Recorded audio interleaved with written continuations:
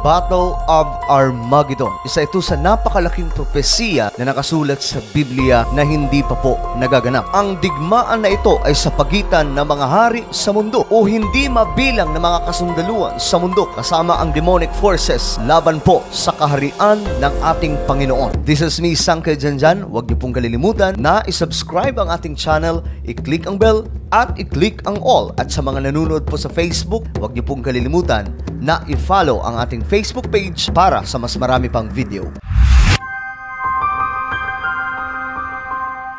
Ang Biblia ay source ng information kung papaano magaganap ang katapusan ng ating mundo. Kung papaano mangyayari ang judgment ng ating Panginoon sa lahat ng tao. Nanaway lahat po ng mga Kristiyano ay binabasa po ang salita ng Diyos. Dahil ang Biblia naglalaman po ng napakaraming propesiya na ang more than 80% ay natupad na. At ang ilan na lamang mga sangkay sa mga natitira ay ang mga mahahalagang impormasyon tungkol po sa magaganap pa sa ating mundo na naaayon sa propesiya na nakasulat sa Biblia. So kung nagbabasa po tayo ng salita ng Diyos, hindi po tayo maliligaw sa mga event na nangyayari ngayon. Kagaya na lamang po ng climate change or mga natural disaster na nagaganap ngayon, pandemic, mga digmaan, kaguluhan sa mundo. Lahat ng yan mga sangkay ay hindi na rin po nakakagulat dahil lahat ng ito ay nakasulat sa Biblia. Pag-usapan po natin ngayon mga sangkay ang isa sa malaking propesiya na nakasulat sa Biblia. Ito po ay walang iba kundi ang Battle of Armageddon. Ang digmaan mga sangkay sa pagitan ng ating Panginoong Hesus laban po sa puwersa ng kasundaluan sa buong mundo kasama ang demonic forces. Ang salitang Armageddon ay ginagamit generically sa panahon natin ngayon mga sangkay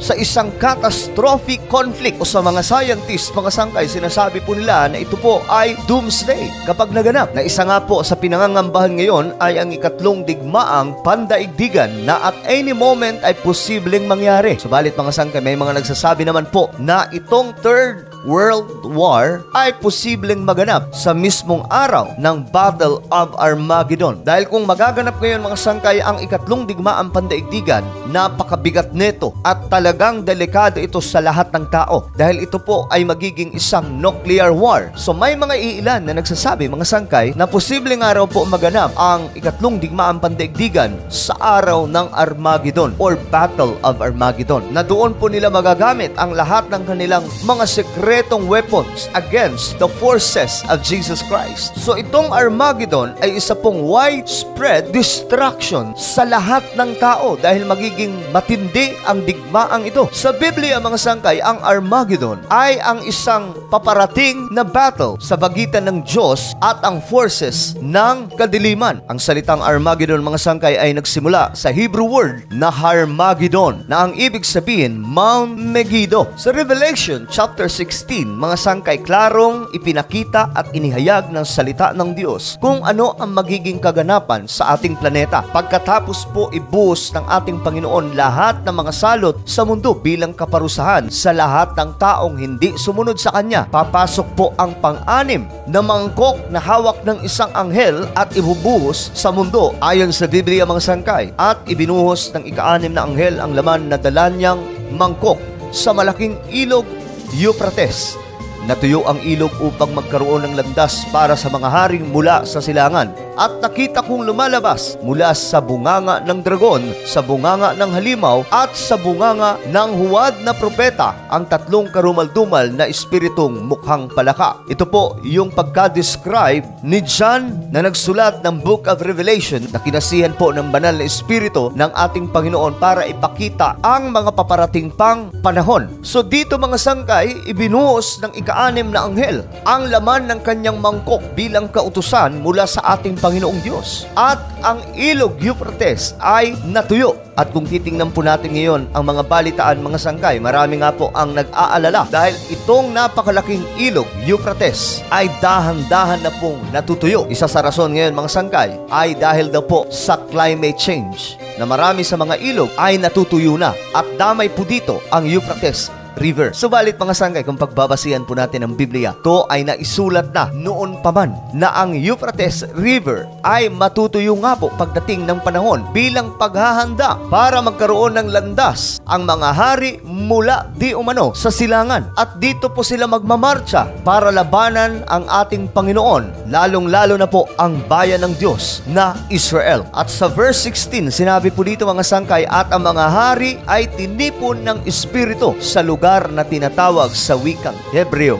na Armageddon. Kung kaya't mga sangkay, ito po ay tinawag na Battle of Armageddon. Ang Battle of Armageddon mga sangkay ay magiging mitsa ng pagtatapos ng era ng gobyerno ng mundo na pinangungunahan po ni Antichrist. So sa 7 years tribulation, ang ending neto ay walang iba kundi ang Battle of Armageddon, na kung saan dito rin po makikilala ng Israel ang tunay na Misaya na kanilang itinakwil at pinapako sa krus. Dahil sa araw ng Battle of Armageddon, sasaklolo ang ating Panginoon kasama ang puwersa ng kalangitan para iligtas ang bayang Israel na dinudurog na po ng maraming mga lider ng mga bansa at ng demonic forces, sapagkat sa araw na ito, lahat ng mga bansa na pumapanig sa kadiliman o sa demonic forces ay lulusob po papuntang Israel at daraan po sila sa ilog Euphrates at sila po ay makikipagdigma. At dito mga sangkay, hindi kakayanin ng Israel ang digmaan na ito, kung kaya't darating po ang pagsaklolo ng ating Panginoon kasama po ang kanyang mga anghel at lahat ng mga nilalang mula sa kalangitan. Papaano nga ba sasaklolo ang ating Panginoong Diyos para sa bayan ng Israel? Ayon po sa Biblia, sa Revelation chapter 19, pagkaraan nito'y nabuksan ang langit at nakita ko ang isang kabayong puti.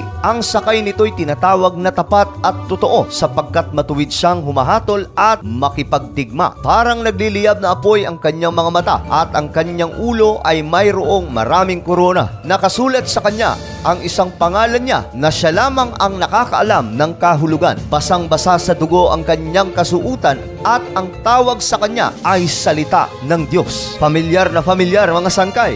Dahil kung babasahin po natin ang John chapter 1 verse 1, ayon sa Biblia, in the beginning was the Word, and the Word was with God, and the Word was God. So dito mga sangkay, sa Book of Revelation, sinabi po dito, ang tawag sa kanya ay salita ng Diyos. Ang ating Panginoon mismo ang mangunguna sa battle na ito. At dahil siya po ay Diyos, matatalo po dito ang lahat ng kalaban, lahat ng puwersa ng mundo, kasama ang demonic forces. Sumusunod sa kanya ang mga hukbo ng langit na nakadamit ng malinis at puting lino at nakasakay rin sa mga puting kabayo. May matalim na tabak na lumalabas sa kanyang bibig na gagamitin niyang panlupik sa mga bansa. Mamamahala siya sa mga ito sa pamamagitan ng tungkod na bakal. At sa verse 16, ito po mga sangkay ang napakatinding nakita ni John. Nakasulat sa kanyang kasuutan at sa kanyang hita ang ganitong pangalan: Hari ng mga hari at Panginoon ng mga Panginoon. Na ang ibig sabihin mga sangkay, siya ang ating Panginoong Diyos. At sa araw na yan mga sangkay, pagkatapos ng digmaan, dahil sa pagkatalo ng puwersa ng kadiliman, si Satanas ay itatapon sa tinatawag na bottomless pit. Ayon sa Revelation chapter 20, pagkatapos nito'y nakita ko ang isang anghel na bumaba mula sa langit. Hawak ang isang malaking kadena at ang susi ng napakalalim na hukay. Sinunggaban niya ang dragon, ang matandang ahas na walang iba kundi ang Diablo o Satanas, at ginapos ito sa loob ng 1,000 taon. Ito'y inihagis ng anghel sa napakalalim na hukay, saka isinara at tinatakan ang pinto nito upang hindi siya makapandaya pa sa mga bansa hanggat hindi natatapos ang 1,000 taon. Pagkatapos nito'y palalayain siya sa loob ng maikling panahon. Pagkatapos ng Battle of Armageddon, mga sangkay, inihulog po ang puwersa ni Satan Lucifer sa tinatawag na bottomless pit. Ito po ay isang hukay or balloon na walang katapusan. Mahuhulog sila dyan at hindi na po sila makakapandayang muli. At sa loob ng 1,000 years, magkakaroon ng millennial reign of Christ sa mundo na walang ibang magiging hari kundi ang Panginoong Hesus lamang. Hahawakan niya ang gobyerno at siya ang mamamahala sa lahat. At dahil wala na pong mandadaya at that time, wala na pong puwersa ng kadiliman dahil nasa bottomless pit na po sila, ang mundo noon sa loob ng 1,000 taon ay magiging mapayapa.